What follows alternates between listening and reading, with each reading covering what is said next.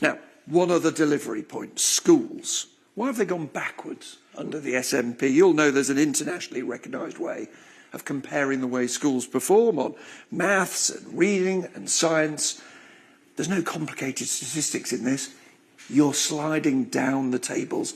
And you, Mr. Swinney, you were responsible for Scottish schools for 6 years. You were the minister for it. Well, there's a variety of data that you can look at. You know, for example, National 5, which is our central qualification in Scotland, there was a record level of National 5 passes achieved by pupils in Scotland in 2023.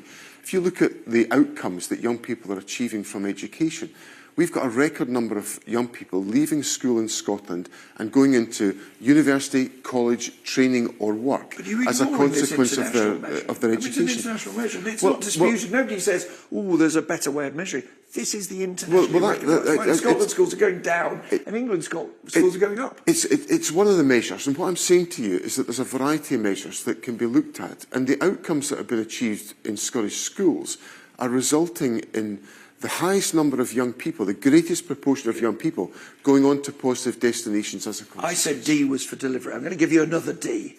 D is for distraction. D is for division. You spent in the Scottish Government, when you were at the heart of it, an enormous amount of time in a way that divided your nation, discussing how people change their gender rather than delivering. If there is a Labour government, will you pursue that? Will you still try to change the way in which men and women can change their gender? I think the key point here is that the Scottish Parliament decided these issues. It wasn't the Scottish Government, it wasn't the SNP on its own.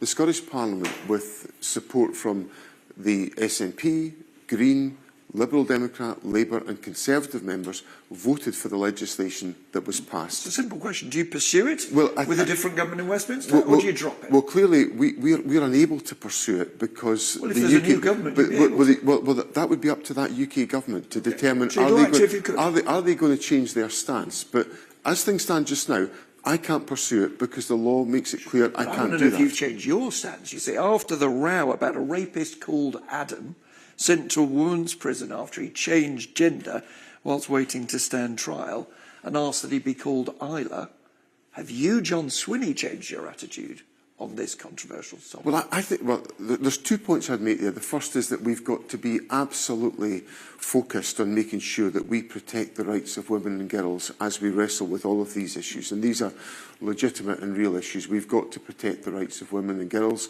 We've got to protect single-sex spaces. And the Equalities Act, of course, enables us to do so.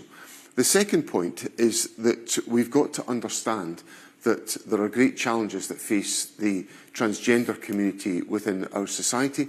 I don't want to do what others have done, which is to turn a minority or try to turn a minority into an enemy. I want to bring people together. I think you haven't changed your mind on it, but you've had the chance to say if you have. Let's